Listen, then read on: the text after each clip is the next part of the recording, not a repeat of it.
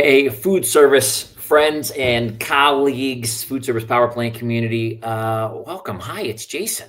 It's Wednesday night, and we're doing another one of our conversations with one of my really, really good friends, someone who's affected my life in really profound ways. Of course, our buddy Mike Messeroff, who works with many in the industry. And tonight we're talking about a topic that is near and dear to both of his and my hearts, and it's overthinking, because it's a subject that we're super gifted at being overthinkers. Let's put it that way. And it's funny. We're going to talk about this later, but it goes back so much to my youth. This idea of overthinking and moments in time that I'll share, and certainly for Mike too. And it was born out of lots of conversations at NRA with people, actually, when we were in Chicago. Lots of conversations where this was a common theme, just in settings or various scenarios. And I was like, Mike, let's do this. And it's been so much the work he and I have been doing. So I'm going to go pull my buddy in and let's go find Mike. Hey, buddy. Hey, Mike. Hi, Jay. Great to see you. You too, brother. How the heck are you down in Costa Rica? Oh, just trying to stay out of my head, you know. Life's great when I don't think. I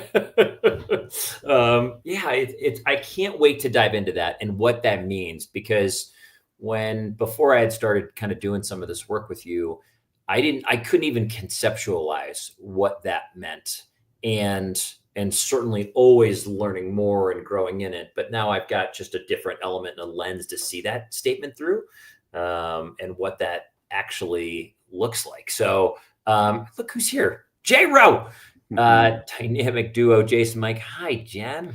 It's great to see you. A quick heads up to everybody. I've been getting comments from my family and a couple colleagues today on Zoom calls that I look exceptionally tired. We just got back. Our family was fortunate. Our friends at Fermad, they're a really fun shelving company. I won a trip years ago, and we just got back from Paris and London. And so I think I underestimated what 8 hours of time zone difference would mean to me. And so we're still working through that, but it'll be a great conversation, even if I have some larger than average bags under my eyes right in the moment, Mike. It'll be great. I'm sure it was worth it. It was so worth it. It was so worth it. I will find my sleep rhythm again. I will find it. It will find me. We're going to be friends at some point. So it's all great. Mike, tell me, for you, when you and I started talking about this topic, a quick reminder to all our guests, like Jennifer and everybody, you're welcome to chime in or say hi or ask questions, whatever comes up, because I know Mike and I are not alone. This is a universal theme that many of us deal with. Some of us are more aware of the effects of it than others. But it's something that really does in my life. It took a lot of life, takes a lot of life when I'm thinking more than I'm being or than I'm living, whatever those things are. We'll talk about some of that nuance today. So, oh my gosh, you got to be out of your mind. Deirdre Flynn's in the house. Holy smokes. Hi, Dee. Looking forward to the conversations and insights. I'm so glad to see you. So, Mike, it's near and dear to my heart through a lot of the work that we've done, and we're going to talk about that. Tell me why it's something near and dear to your heart too. I like to be very careful with my words, so I won't say I am an overthinker. I've historically been an overthinker. I have a very active mind, and I always thought it was a hindrance. And I started realizing it's actually a gift as long as I'm aware of it and I know how to temper it and kind of also balance it with being present. Yeah. And it's really hard to do both. It's really hard to be caught up in our thoughts and be present. So it's a balancing act that I've been cultivating for years, and I feel it. It's, it doesn't just go away. It's a daily practice, and it's a constant practice. It's not even just, I'm going to meditate for a few minutes in the morning. That's so important. It's how do I connect the dots of presence throughout the day, which really means how do I turn off the overthinking mind throughout the day? Because you said something beautiful already. It takes life away from us. We lose our life. You know, it's been said that we think about 60 to 70,000 thoughts a day, and about 90 to 95% are repetitive and pretty negative. Yeah. So if you really kind of think about that, and not just like, oh, that's a big number, but it's like almost all the time we're lost in thought, Yep. which means we're not present, which means we're not experiencing life as it is. We're experiencing some sort of fabrication with words, with symbols, with numbers, with calculating, with chatter in our mind that is not the same thing as being present and enjoying a deep breath, or truly being present for a conversation, or enjoying nature and, you know, watching a bird or playing with your dog. It's, I think once you start to get a taste of presence, it's addicting.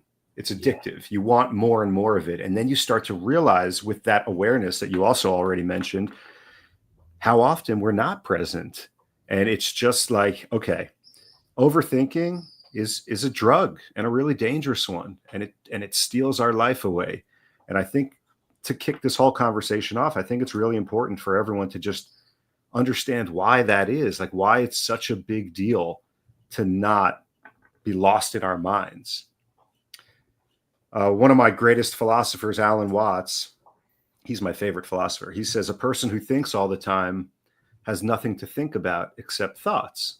I mean, imagine if all you did was talk all the time. You would have nothing to talk about with anyone else except what you're spewing out there. So we get lost in this imaginary world in our head, and we miss life. It steals life from us, and it's really uncomfortable. It's a really unpleasant way to flow through life. And I think that's why this is so near and dear to both of us, is because we've experienced that. And as much work as you've done and as I've done, it's still there. So it's not about, oh, I can't wait till one day I stop overthinking, because then you're just postponing it and then you're kind of back thinking. It's more of, how do I keep coming back to presence over and over and over again? And I'll just quote Alan Watts again: muddy water is best cleared by leaving it alone. We can't think our way out of thoughts. Yeah. We can't do it. It's literally like you have a fire that you're trying to put out and you're throwing more fire on it. You cannot quench fire with fire. You can't outthink your own mind. And for me, when I realized that years ago, it changed my life immediately. When I realized, like, I'm not my thoughts are separate from me, and I can actually decide, do I want to be thinking this thought? Is this benefiting me? And then, instead of being the thought, I became the sifter of my thoughts, and life just got lighter and more pleasant. Yeah, the one who's aware of the thoughts coming through your head, so that if you're tied to them, you don't feel like you have any ability to not choose them, because you're like, oh, this is me. This is a part of who I am. I guess I'm a victim to these thoughts. And you're right. Many of them are negative, whatever it might be. And so when you can be separate from them, it's a different level of association and a different level of freedom and power to let go of them. I'm going to bring up a few things. That negative monkey mind can be such a hindrance, J. Rowe says. Totally. It is, Jennifer. I mean, and Jennifer's awesome. We've chatted a lot. It is the hindrance. The hindrance. If you think there's an anchor holding you back in life, it's your mind. It's your thinking. It is the cause of all, if not, well, most, if not all, suffering. Because it's true, like, we're going to experience pain in life. Yep. Life is painful. There's loss, there's illness, there's sickness. But suffering is optional. Suffering comes from the thoughts in our head. It's what we think about what happened. And it's kind of like Jennifer just said, it's really negative most of the time, and it holds us back. So, I mean, I just finished rereading one of my favorite books again, The Four Agreements. I highly recommend it to everyone. Every single agreement, every one, is about overthinking. It's not called a book on how to stop overthinking, but the agreements are being impeccable with your word, which really means being impeccable with your thoughts. It's not taking things personally. And how do you take things personally? Thinking about it. It's not making assumptions. And how do you make assumptions? Thoughts in your head that are making assumptions.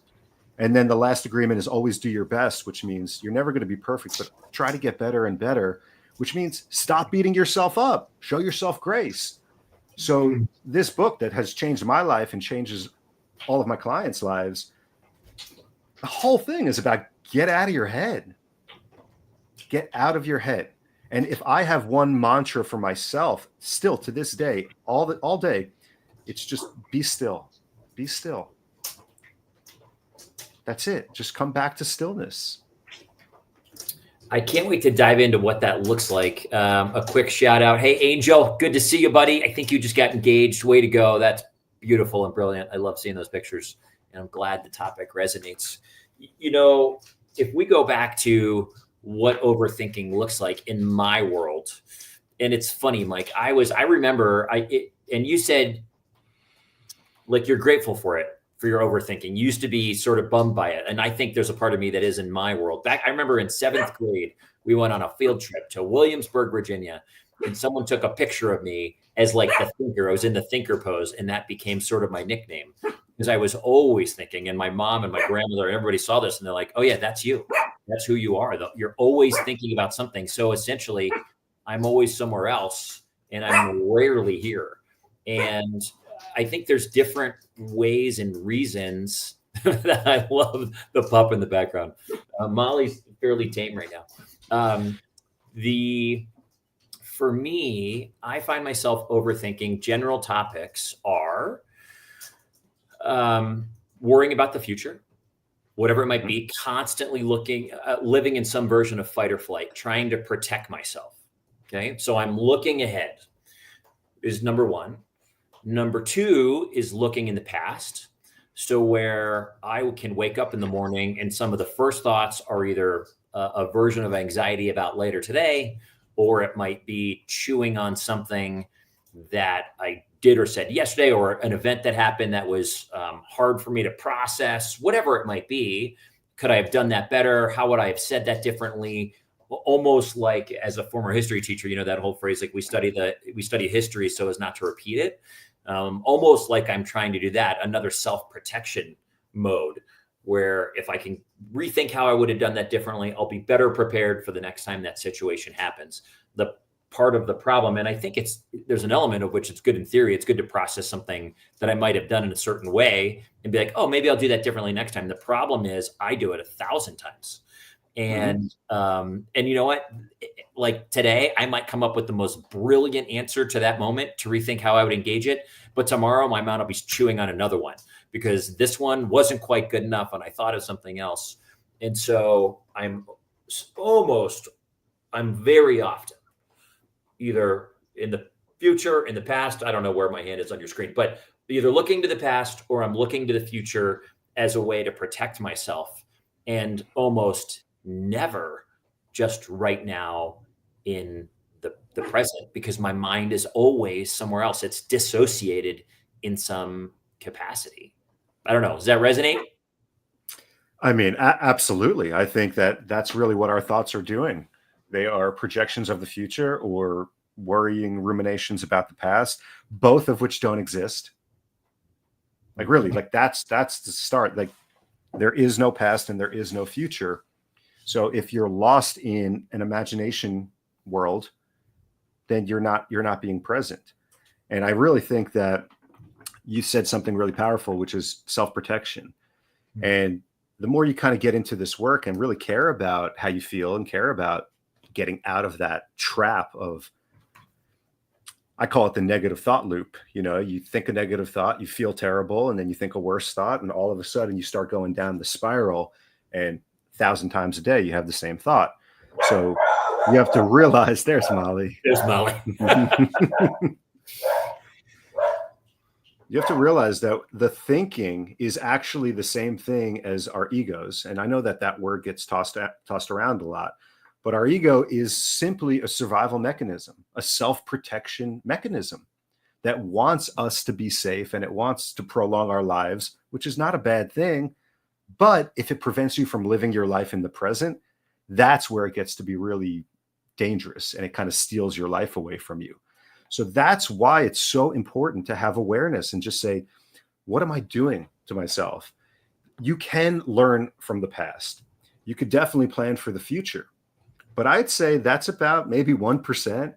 If you're thinking it 1,000 times, that's like 999 too many. Yeah. Do it once, and then it's just asking yourself some questions like, does this thought serve me? Is this real? And you could say, you know what, it is real and it does serve me. Okay, well, am I going to do something about it? So if I'm planning for something in the future, let's say you're going to Paris and it's like, hey, let me just check, it's safety in Paris. Cool. I did it. I checked. Then when the thought comes up, oh, I wonder if we're going to be safe. Should we avoid any neighborhoods? You could say, I already did that research. Like, Yeah. we're good. We're good. And then 5 minutes later, well, man, I'm a little nervous about going to Paris. You just say, hey, like, we're good. And it's literally that kind of constant reminders to yourself. It sounds kind of silly, but you're talking to that voice in your head and saying, I don't need you right now. You've served your purpose. Yep. Now go take a walk, take a break. I don't need you on all the time trying to protect me, because you want to enjoy your life. It's not just about prolonging your life. It's about actually enjoying your life. Yeah. So balance it. Use things that happened in your past to not make the same mistakes, but then let it go. If you're thinking the same thought over and over and over again, then again, it's the awareness. I'm doing it again. Even if you say that out loud, doing it again, that breaks it. It adds a little bit of a gap where you could decide what you do next. And, if you want to get into the practical stuff, like there's a lot you could do for sure. We're going to dive into practical in a minute. Angel, I love that your fiance's there. Congratulations to her too. We love it. Our buddy, Rich O'Brien, one of my favorite people. Hi, Rich, brother Rich. So true, Jason. It's wild how our minds can only be in the past and the future, and our bodies stay in the present. Yeah, Rich, it's when you're able to, as I've slowly learned, and Rich's been a part of this in my journey. Rich was probably one of the first people I ever learned about mindfulness, that maybe even the term at one point, and meditation from back in the day, as we would run into each other in accounts here in town in Denver and all these things. So it's when I'm cognizant enough and aware enough of where my thoughts are, often in moments when I catch myself, they're not right where I am, they're somewhere else. And I'm able to bring it all together to sort of stop the freight train of the freight train of racing thoughts, disconnect from them. So I don't feel like they have me pulling me down, if you will, the metaphorical railroad. And I'm able to let those thoughts go and simply be right here. There's certain methods to it that I know we're going to talk about, but when I can be fully present, because right now, as much as I might be anxious about something tomorrow and I might be chewing on something from yesterday, and the reality is for me, I'm chewing on something from 5 years ago and sometimes 20 years ago, right? Because there's these things that at times I keep carrying that weigh down my now and my ability to be fully engaged and energetic and experience this right now. But when I can, the reality is right now is really friggin' awesome, Mike. I'm talking with one of my good friends in you. We've got a lot of great friends joining us here. Like there were all these, we love the friggin' community. It's amazing people engaging with us as we talk through some of this stuff. I'm safe in a home. It's storming outside. That you might have heard the hail hitting the window, but I'm completely safe in a house. I've got a glass of water. I've got a pen to take notes. The temperature's pretty darn great. It's great right in this moment, and yet my mind can be somewhere else, stealing. Yeah, but it wasn't when you were just doing that. No, it wasn't right there. It was awesome. You're right. That's it. I mean, you just went into a rampage of appreciation, and you can't be grateful and overthinking at the same time. Say that again, Mike. You cannot be grateful and overthinking. Being grateful, feel it. Feel what gratitude feels like. It immediately brings you into the present moment. Anyone out there, think about something you're grateful for right now. The fact that you're sitting and watching this and alive. I just felt that. That's presence. Yeah, I wasn't even as I was describing that, I was trying to describe my present moment, but I wasn't thinking about it through a lens of gratitude. But it's fun to make that connection as you bring it up. And that's a tool in the toolkit. You just used one of them. Wicked. Jen, we need to spend more time on our self-care in the present, especially in this industry. It's definitely tough. Thanks to Mike, we can all make the leap and be more fulfilled and present in our own minds, which does translate to others. Jennifer, yeah. I mean, Thank you. I mean, Mike's doing incredible work for many of us and teaching us all these really cool things. When there's in all my, it's not a secret that I've done lots of anxiety work, and I end up talking about it quite publicly. And in the work that I've done that helps alleviate anxiety, you might remember, I remember actually Deirdre's on when I got to lead a little morning session at NAFM last year in Savannah, and talked about the anxiety work to become present, and how that, mindfulness is a great antidote to anxiety, and all the studies on how mindfulness can be as effective as medicines for anxiety and so forth. And why is that? If being mindful is sort of what we just went through, where I am right here, why is that an anecdote? Why is that an awesome solution for anxiety? Because anxiety is almost never real. It's always a thought I'm having about something that isn't real and present. And being mindful, fully present with the glass of water, my legs touching the seat, whatever it is, touching the back, listening to you with senses, that disrupts all those thoughts. And there's nothing to be anxious about right here in this moment. And anxiety is overthinking. It's thinking about thinking. That's really what you're doing. And you just did it's just a mindfulness exercise, which takes you out of your head and into your body, into the present moment, into the present surroundings, just by noticing what's going on around you. It's really easy. It's just in that moment of overthinking to notice that you're doing it. That is the key. That's why it always comes down to awareness of, here I go, I'm doing it again. But if you don't know that you're doing it again, you're living your entire life in your head, and then you're missing your entire life. And I'm sure a lot of people on here know what that feels like. Of course, I know what that feels like. And I'm also not saying that thinking is bad. It is, like most things, useful in moderation. It is a wonderful servant, a horrible master. And so often we are at the whim of our thoughts. We are the victims, the slaves to the master, which is our mind. And that's backwards. It's powerless. We actually can take that control back and start to not think different thoughts, but give your attention to the thoughts that you want to be thinking.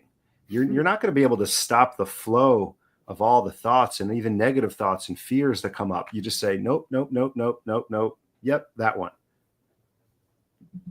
Yeah. That's really good, Mike, because I think oftentimes I have a tendency, as I'm paying attention and I'm more aware, it's sort of like I'm getting out of the programming that is my mind and life sometimes. I'm sort of stuck in a program, and is what it feels like, that I can beat myself up when it happens again. When I think whatever negative thought or victim thought or whatever it might be. And so to be able to choose, but not try to reject them and not try to hold them off, because, what's the phrase, that which we resist persists. That's right. But, allowing them to be, just simply, instead of beating myself up or being angry at them, or, angry that I have that thought again, or sad that I have that, just simply letting them go and holding on to the one when the one comes, or whatever thought that you want that makes you feel come alive, that makes you feel alive, etc., that brings you life, that brings you a sense of connection, to hold on to those ones. Yeah. And if you're having thoughts from 5 years ago, from 20 years ago, you just have to realize what that's doing to you. I mean, it really is it's like a disease, and it causes disease. If I told you to outstretch your hand and hold this big glass of water, you could probably do it for a few minutes, no problem, right? Like, it's not that heavy. Yeah. What about an hour? Hmm. What about 24 hours? What about 20 years? It would go numb. You would lose all sensation. You might lose your arm. And if I asked you, well, it's painful, why don't you do something about it? What could you do about it? Put down the glass. Put it down. But you have to actually feel that discomfort of, this doesn't feel good. So when you're like, man, like all these thoughts don't feel good, that's amazing. It's amazing because you're waking up. You're no longer the thought. You are separate from the thought. And I think anyone who's even here watching a conversation on overthinking is already very aware that it's probably causing a lot of discomfort. And it's just about, well, what do I do about it? How do I let it go? And that, of course, gets into the practical stuff. But I think it's most important to just know that it's ruining your life. It's not helping you. And it's really dangerous. Like it's a drug, and we get addicted to thinking, and we need to wean ourselves off. And it's not hard. It's just kind of replacing it with more presence and more nature and more things that actually feel good instead of feel bad and take our energy down. Yeah, Mike, it is a great analogy. That resonates, seeing that visual. Angel, if you're depressed, you are living in the past. Anxious, living in the future. That old saying that's stuck with me. There's, I love that. Probably a lot there. Yeah, that's a great analogy. What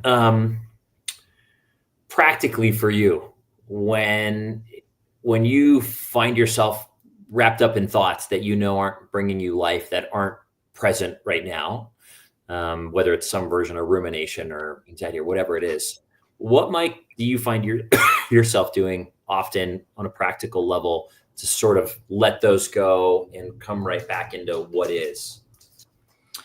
Well, I mean, this is pretty important stuff. Hopefully, if you're watching this, like take some notes or ask questions, because you have to take action. You really do have to do something. It's not hard, but you have to do something. And I like to break it down into before, like preventative, before the overthinking happens. How do you actually get ahead of it so you have less overthinking, and so that you're more aware when you are overthinking? Yeah. And then during it, which is like, everyone knows that feeling. You're just lost in thought. You're feeling anxious.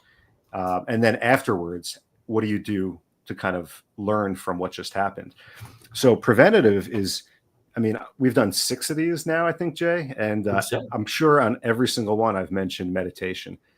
Like at this point, I'm just going to beat a dead horse. You have to be meditating, especially now. I mean, it's a shame how just so much fear and anger is circulating out there.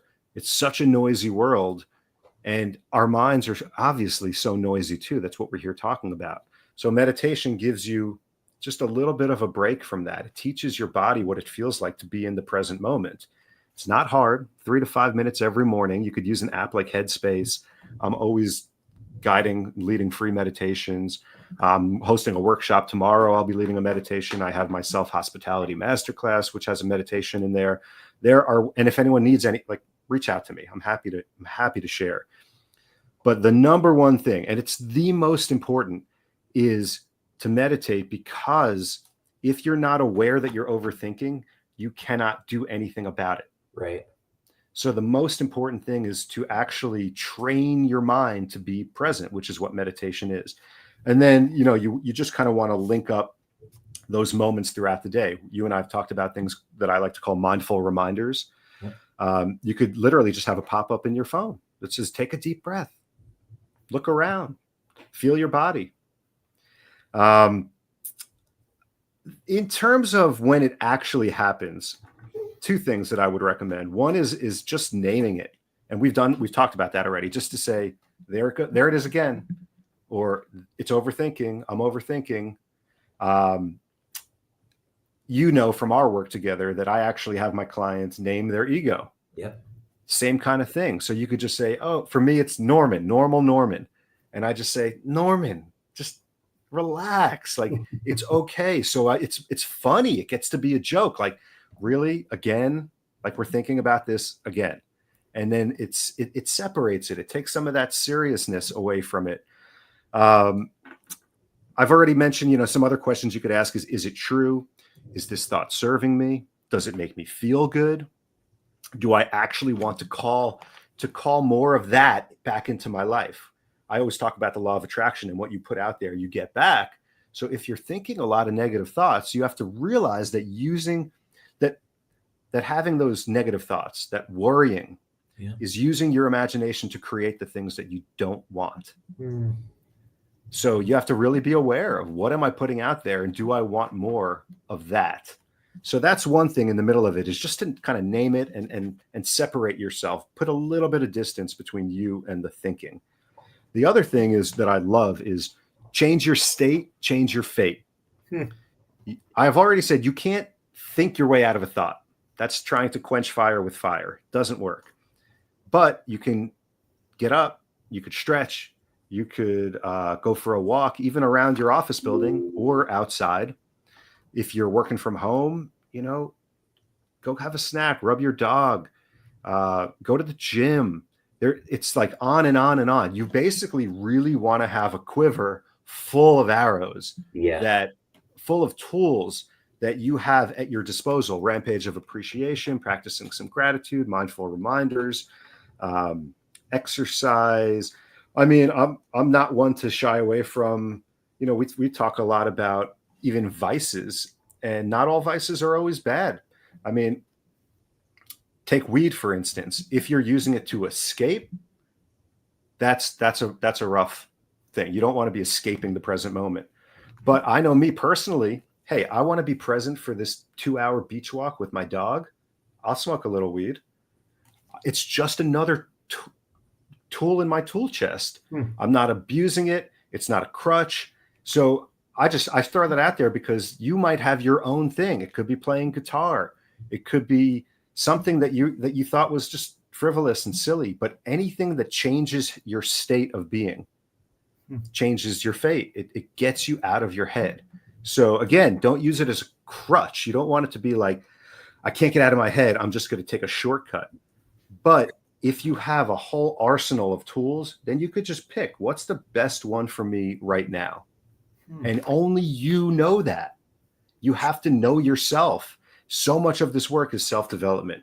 It is learning who you are, learning what works for you and what doesn't. Some people love meditation. Some people love journaling. I love writing poetry. That to me, talk about getting out of my head and just channeling and flowing. So think about it in your own life. What brings you into the present moment? And as long as it's safe, as long as you're not harming anyone else, do it. Do it. It might be that evening cigar on Saturday nights. There's nothing inherently bad with certain things if you're using them for joy and for presence. Yeah, for me, walks are a huge thing. Walks, a little exercise, reading a book I love. Once, probably ends up being every 2 months, I'll sit on the front porch and have a cigar and a Pepsi or something like this. It's just little things. One of my buddy Mike taught me that. Another buddy Mike. This is our friend Sarah Simeon. Hi, Sarah.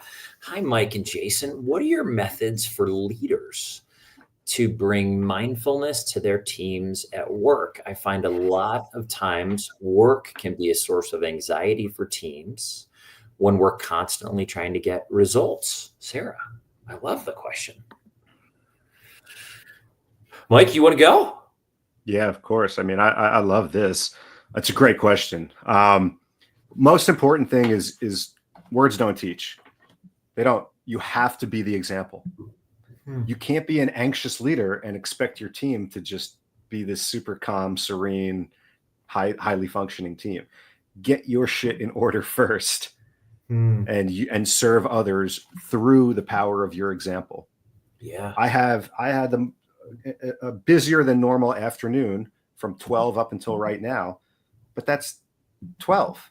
I had the whole morning for myself, my dog, the beach, the gym.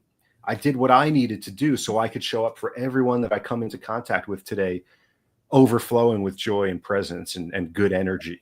So, you might not be able to do that until noon, but you got to do something. You have to do something for yourself. That's first and foremost. The only way to lead is by example. Second is actually, and only you know this about your own workplace, institute some policies. Maybe the Monday morning huddle is not just about the week ahead for the business. It's a personal check-in.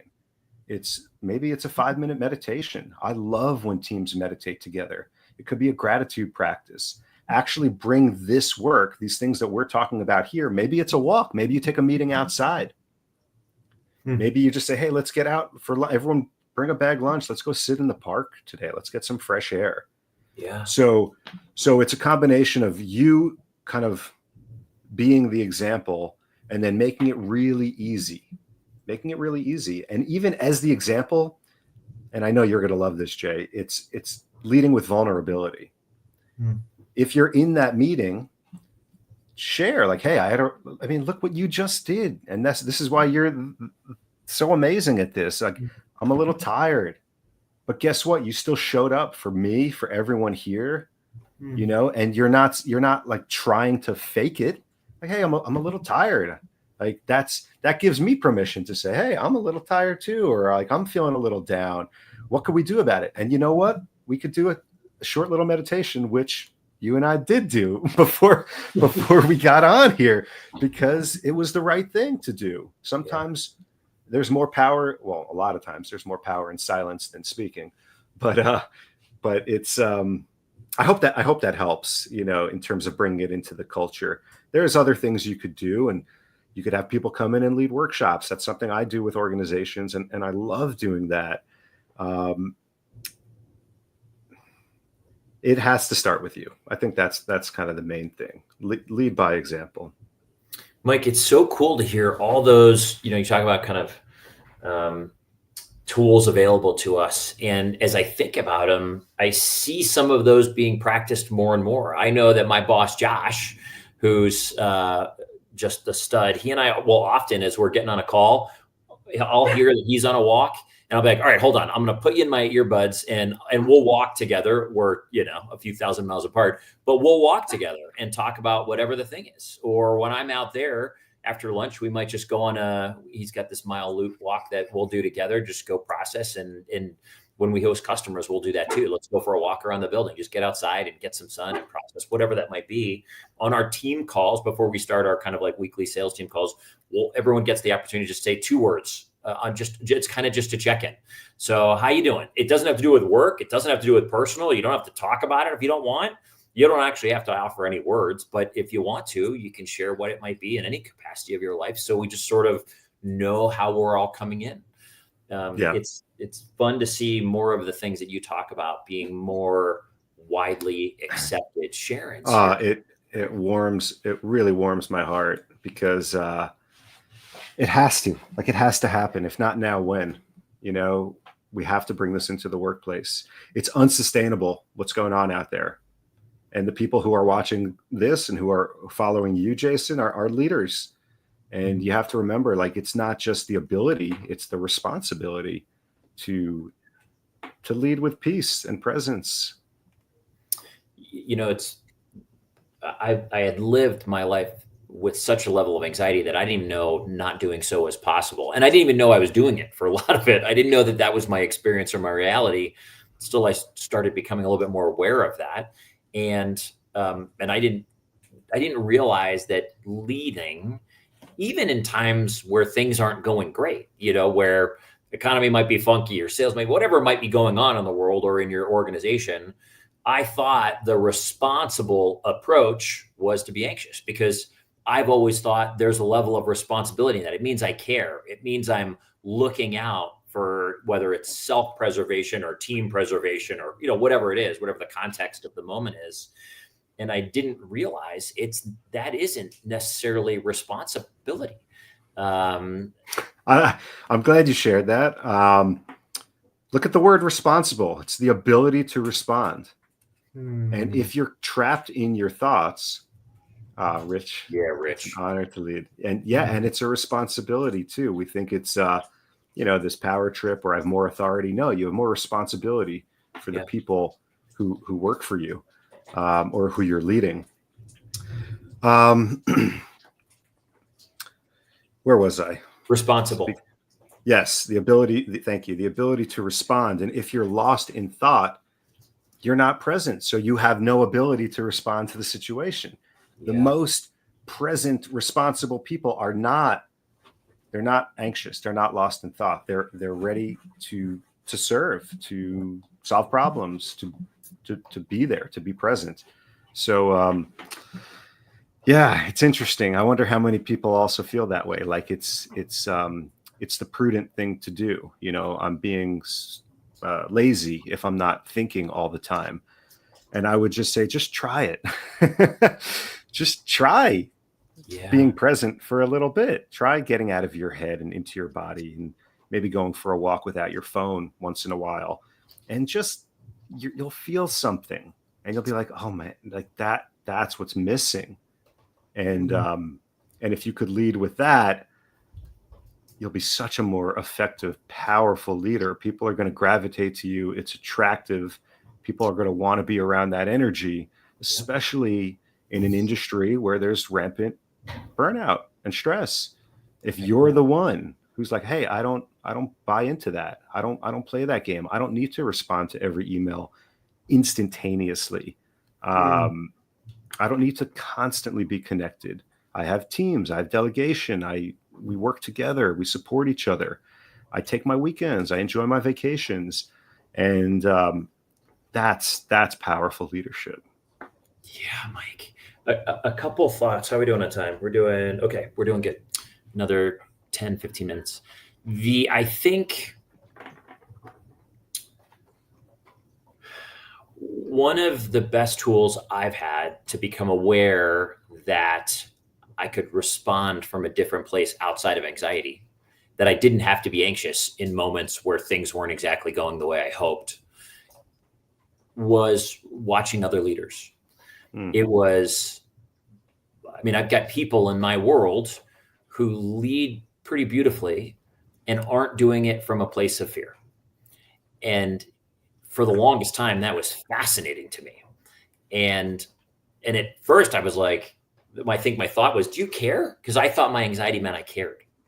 But people that didn't. And I realized, oh yeah, they very much care, but they're just not approaching it from this place of nervous energy, whatever it might be. So, and then being willing to ask questions. So like, hey, when you're like thinking through this really challenging moment in time, or this scenario where we're deciding, we're at some fork in the road and we're going to go left or right, and you don't seem to be super anxious right now, like, how are you doing that exactly? And like, what's your thought process? That's one of the ways I've learned best that other things were possible outside of the only reality I'd known.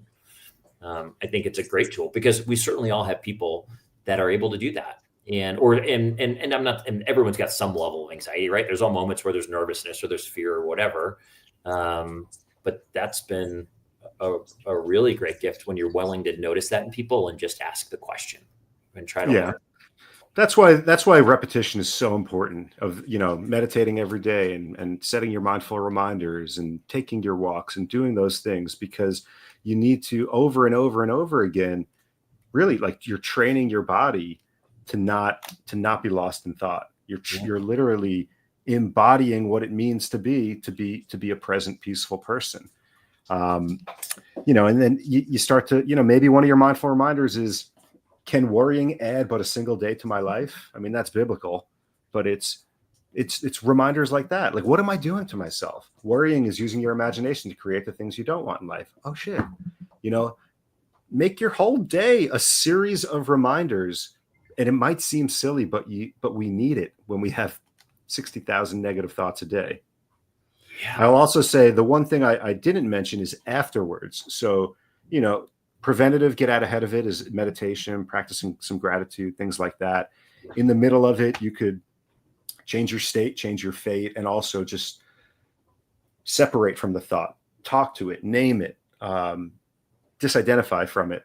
But afterwards, maybe you're like, wow, I was just lost in thought for an hour. I wasn't present at all. Mhm. It's very important to do a little bit of self-reflection. Just say, why? Why I forgot to meditate this morning. I'm a little tired. I'm jet lagged, and you start to realize when you're tired, it's actually harder to stop that thinking too. So you want to have energy. You want to protect your vibrations, your energy, because it makes you a more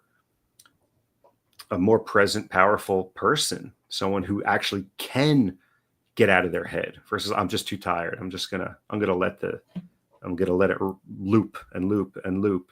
And that just takes more energy away, which makes you even more tired. So you have to just be very self-aware and ask yourself, why? Like, why do I keep doing this? Be inquisitive. It's interesting you say that, Mike. In sort of all the jet lag world I'm navigating, which is unfamiliar, I've had more challenging to get out of the loop and to be aware and recognize, for sure. Jennifer, my grandma is 105. Wow. And when asked how she's lived so long, she replied, not worrying about everything. If it's out of your control, move on. Wow. How cool is that? Those are wise words. Yeah, such wise words from someone who's earned it. Yeah, I think that's so beautiful. And you just start to realize that it's uncomfortable, it's unhealthy, it doesn't add anything. And like when you really look at it like that, it's like, well, what am I doing to myself? Yeah. I'm taking years off of my life. That's why Jennifer's grandma is 105, because she didn't waste all that time and all that energy worrying. And it's the same thing with the news. I don't watch the news. Normally I'll hear about something if I need to, but if you're not going to run for office, join the picket line, join the fight, really, what are you doing? I mean, yes, you need to, for business purposes, you need to stay on top of tariffs and things like that. But to just kind of get caught up in that negativity when you're not doing anything about it is exactly what, Jennifer's grandma says. It's like, hey, you don't have control over it. Stop worrying about it. Focus on what you do, which is all we ever have control over is our internal state of being. And if you want what's going on outside in your external reality to be any different than it is, you have to change what's going on in here. It's just backwards to what we've been taught. Well, if I want to be at peace, I have to change this person and that thing, and we need a new president, and we need new policies, and we need all these things to change for me to feel peaceful. Doesn't work, and it's really fragile. It's a house of cards. If one thing goes off, my whole day is ruined. Who wants to walk through life like that? And this is not about not feeling emotions deeply. I feel very deeply. It's just I don't need to have that reactivity. I could be more responsive, which ties right into responsibility. You want to have a little bit of a gap between something happening and how you react, or better yet, respond. And if you're caught up in your head, it's just knee-jerk reaction, one after the other. Then who are you? You're a series of robotic, automatic movements. You're not a person who has control over their faculties. You are literally a robot, and it's just not a pleasant way to flow through life. The gift is when you're right, when what you can cultivate in me is not dependent on what's going on around me. Because you're right, it will always change. I don't have control around that. If I have the ability to create this, to be present, cultivate that peace, that mindfulness in the now, that's the gift. This is you talked about your phone, maybe go on a walk without your phone. I think about it in my world all the time. We talk about it with our kids all the time. I mean, all this kind of stuff. There's this great quote. Someone said, be one place well. And this phone has the ability to take us out of that one place very often. Because on a walk where I might be present, paying attention to the trees or feeling the wind hit the side of my face as I'm walking, or listening to the birds, or feeling the grass or whatever it might be under my feet, I'm not even paying attention to any of those. I might be moving in a direction, but I'm not cognizant of it. It's like when I'm driving and I miss 10 minutes of the drive. Like I kind of come to and I'm like, oh my gosh, didn't even realize, I don't know what just happened in the last 10 minutes. I made it safely, but I wasn't there. This is this book. There's so many books Mike and I love. Mike got me into Eckhart Tolle, Power Now, certainly 4 Agreements that he talked about. This was a book I actually got. I don't know that you can see it. That light is bright. There you go. Our buddy Rich gave me this. It's by a guy named Thich Nhat Hanh, Your True Home. It's kind of this little devotional thing that I've been reading. And one of the, I kind of, oh my gosh, yeah, you can see some of the highlighting going on there and the underlining and a little heart right there. Like, holy smokes, this one rocked me. And it was all about this idea of being able to be fully present, not in my head, not somewhere else where I was distracted. And it said this: mindfulness is something we can believe in. To believe in mindfulness is safe and not at all abstract. This is my favorite part, when we drink a glass of water and know that we are drinking a glass of water, mindfulness is there. When we sit, walk, stand, or breathe, and know we are sitting, walking, standing, or breathing, we touch the seed of mindfulness in us. And after a few days, our mindfulness will grow quite strong. That's one of the most powerful teeny paragraphs that has really sort of rocked my planet. This idea of, when I'm drinking this glass of water, I know I'm drinking a glass of water. When I'm sitting, I know I'm sitting. When I'm walking, I know I'm walking, and my mind isn't somewhere else. Rich, my brother Rich, is in the house. Rich, that book rocked me, man. And I couldn't be greater for that gift you gave me. Well, Jay, being one place well is fundamental to Zen. So it's just doing one thing at a time. And, there's an old saying, it's like, well, what is it like to be enlightened, to have enlightenment? And they say, before enlightenment, chop wood, carry water. After enlightenment, chop wood, carry water. That's it. It's nothing changes, but everything changes because you're present for it. You're right. The gift remains the same. It's just being all in it. Wow, love that. It deserved the heart. I felt that too, Jerrell. Well, and on that same point, I'll just share. There's another kind of fundamental principle of Zen, which is, they call it the 2 arrows. And basically, the concept is that pain is, and we kind of talked about this a little bit, pain is inevitable and suffering is optional. But it's just, I want you to imagine you're walking down a path and out of nowhere, an arrow comes and hits you in the leg. And it's unavoidable. It's painful. It sucks, but you couldn't have avoided it. That's kind of part of life. There's going to be loss. There's going to be sickness. There's going to be things like that. Normally, what we do, though, instead of moving on, is we complain about it. We try to find someone to blame. We stamp our feet. And while we're doing that, a second arrow comes and hits us. That second arrow is suffering. So you just start to think in your own life, how much are you suffering because you're just thinking about something that happened instead of, okay, this happened, let me move on. So, it just reminded me of that, talking about Zen. And Zen is just the concept of being present, not being lost in our thought. Mike, I love that story, man. You're right. There's the pain and then the suffering. And sometimes someone told me, maybe it was Shannon, my wife Shannon, told me that, oftentimes when you have an emotional response in a moment, it usually lasts no longer than 90 seconds, right? The emotion of the moment comes and then goes.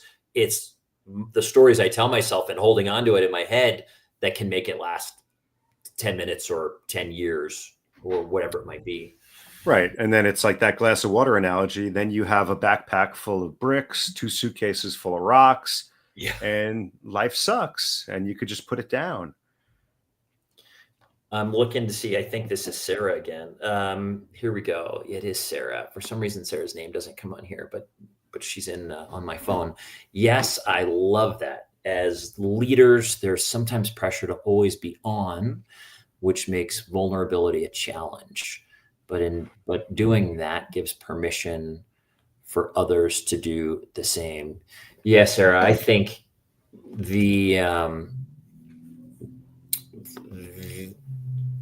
the idea that we always need to be on creates a false front, and oftentimes might offer a lack of trust to people who know that you're human, that I'm human, that any leader is human, and the ability to, and there's boundaries in how much you share with colleagues about, life and all this kind of things. Like, people earn certain parts of your life and so forth. But to be able to be like, yeah, I'm off right now, or I'm feeling some level of anxiety, or whatever it might be, the healthy level of sharing that is for sure healthy, and creates trust and creates the freedom for them to be human as well. Because you know what? Anyone that feels like they have to always be on in their work environment or any environment, at some point that breaks. It's like I think about the wings of a plane, that they move intentionally, right? They're not perfectly rigid.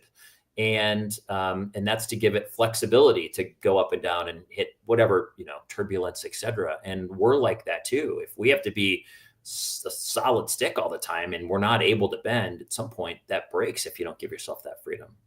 Well, Mike? and sticks break when they're dead and they're pliable in life. So are you dead? Or are you alive? Wow, man. Yeah. And it's so easy to use analogies. I want people to connect the analogy to real life. If you drive a car and never stop, it's just always driving, something's going to burn out.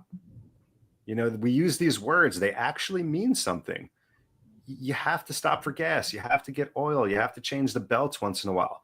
Everyone understands that with a car, but for some reason, we don't think we deserve that ourselves, even though in your heart that you're not showing up as the fullest version of you for your family, for your team, for everyone you care about. So it's enough is enough. Enough is enough. That's why I'm hosting this workshop tomorrow. It's literally, thanks, Sarah. It's called Enjoying Life Before I'm Gone, Unwinding the Effects of Always Being On. Wow. How timely is that, buddy? Yeah. Well, it's rampant and it's unsustainable. That's literally what it means. It's unsustainable to always be on because we burn ourselves out. Yeah. Our thoughts are powerful, but they're not real, and that's something I think is kind of mind blowing to people. It's like, because I know I used to think my thoughts were real. I used to think I was my thoughts. But if you know that your thoughts aren't real until you make them real with your attention, you're just going to be so much more aware and cognizant of, do I want to give this thought my attention? And I just want to leave that as something that someone could take with them from this.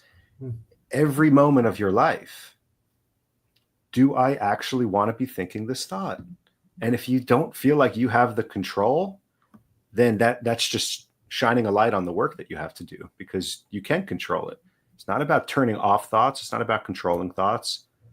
It's about deciding which thoughts you want to give your powerful attention to. Yeah. Mike, this has been awesome, buddy.